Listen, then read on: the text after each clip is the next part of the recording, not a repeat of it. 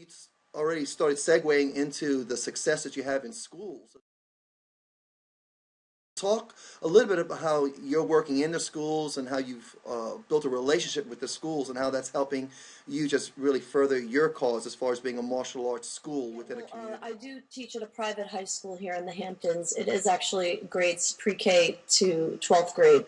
Oh. And I've been there for 7 years. I was full-time, and then I dropped it to part-time to pursue opening my own school, which I opened this dojo Memorial Day weekend just this past 2011. Oh.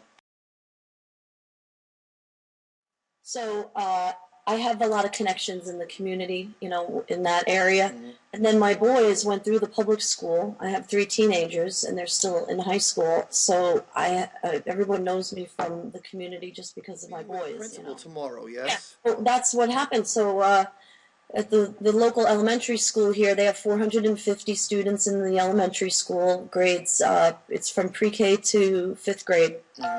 And they have a morning program. So every morning at 8:30, they gather in the gymnasium, every grade, every kid, every teacher, and the parents are invited to stand by and watch. And they celebrate birthdays or different activities that they're working on, music, they sing songs. It's really, really sweet. It's very popular, like everyone knows about it out here, that they do this in the school. So they asked me to do a morning program. They wanted the karate school to come in and do a demo. But I don't want to just be, you know, get up there and do a rah-rah, kick, punch, blah, blah, break boards kind of demo. You know, I want to do something a little bit more engaging. So I asked to have a private meeting with the principal first. Right. So that I can let them know, you know, what we're doing here at the school. You know, besides the kicking and punching. So, morning, the meeting.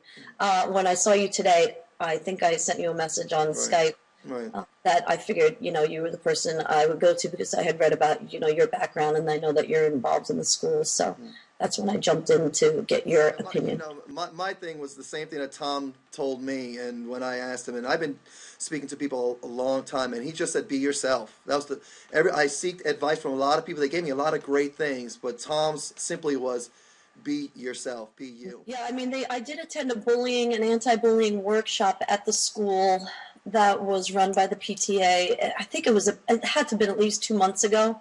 And I told Tom, you know, that I was going to attend, and he said, you know, go and just see what their needs are, you know, and just, you know, sort of just, you know, sit there and see, you know, what their needs are. Well, I went to this meeting, and they did have a good connection with the Long Island group, an anti-bullying group. I think Tom even posted it on the 100, which looked really good. But they didn't really have like a follow-through. A lot of parents were asking questions and not really getting the answer as to, you know, what do we do to stop this in this community? And it is a small town. And you know, I really think that there is a big problem here with bullying, which I wouldn't think would happen in a small town.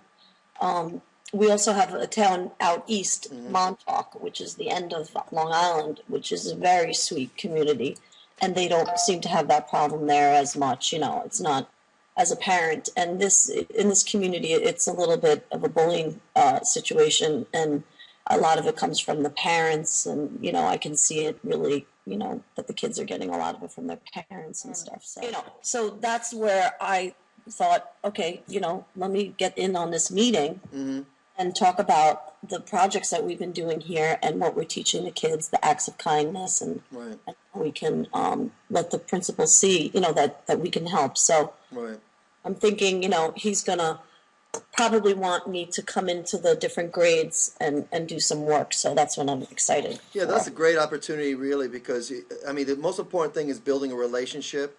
I know Joe Van Duren down in Maryland has done an incredible job, and I had the opportunity to go down there and be part of his black belt testing and just see the work at his black belt presentation for himself. Not only were the students and the parents there and some community from neighbors, but we had community leaders there.